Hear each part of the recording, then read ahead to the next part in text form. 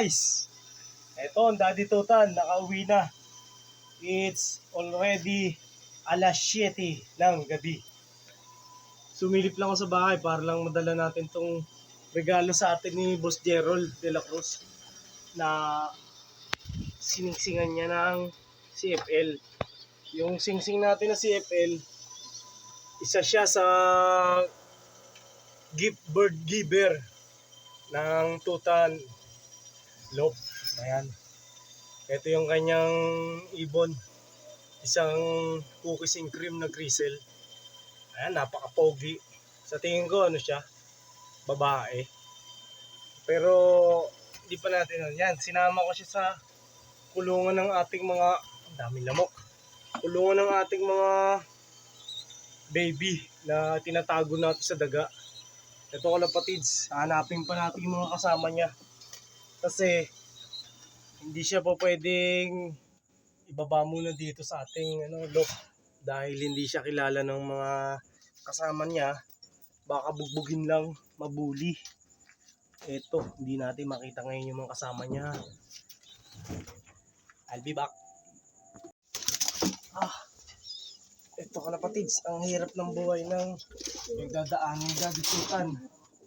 Kailangan natin maitago yung mga ibon natin.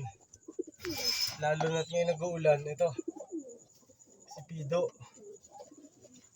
Bandage siya ng CFL boss. Mga idol, mga kalapatids, mga guys. Ito si Dida. Ito naman, Velvet. Nahuli ko ngayon si Velvet. Ayan.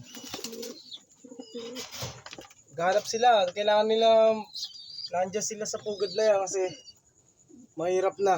Baka ma-disgrasya sila ng daga. Sino to? Sino ka?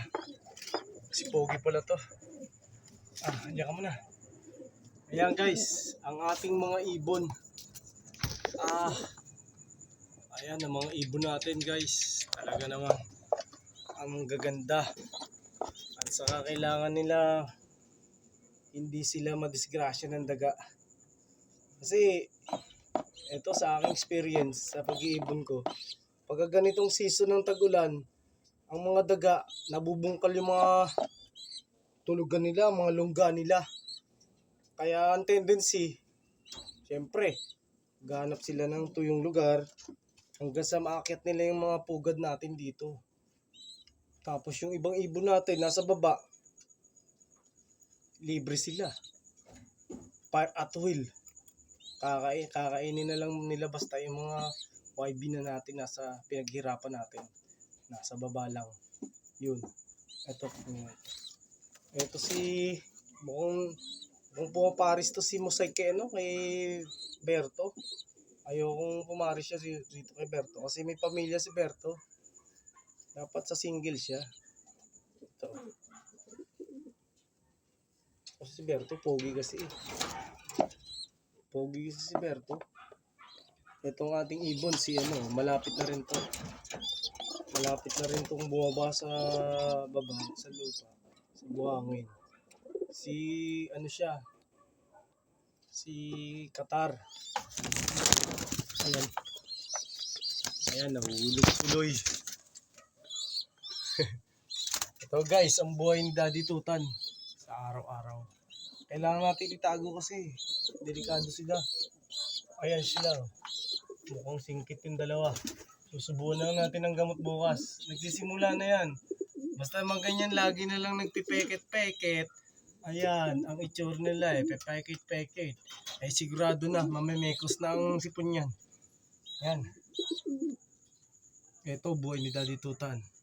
Kailangan lang talaga ng grind. Kailangan natin sila itago against daga. Kasi lalo na ito, puro banded sila. Andito na rin yung ibon ni Boss Gerald de la Cruz ng Team Gulong. Shoutout sa inyo, Team Gulong. Sa ating pag-iibon, mahal na mahal nyo yung Daddy Tutan. Salamat doon sa bagay na yun. Kaya nyo, susuklian natin ang pagmamahal yan. Yan yun, pagka ba sinuwerte at pinalad at mabilis yung ibon natin, Basta mabagal yung kalaban, mananalo tayo. Anyways, thank you so much. Keep on watching and supporting our channel, ang Tutan Lop. At ito ang Daddy Tutan nyo, nag-iiwan ng sabihan na mangarap lang tunay mangarap at libre lang yan. Ganyan po talaga ang buhay pag-iibon. Kailangan ng sakripisyo sa oras, sakripisyo sa patuka. Kailangan natin sila i-keep against the killer rats. Okay? Thank you so much guys. Mangarap tayo at maghanap buhay. Grind lang everyday. Grind lang. Thank you so much. God bless you all. More power sa Team Gulong. Salamat po sa inyong suporta. Mabuhay kayo. Dumami po lahi nyo. God bless you.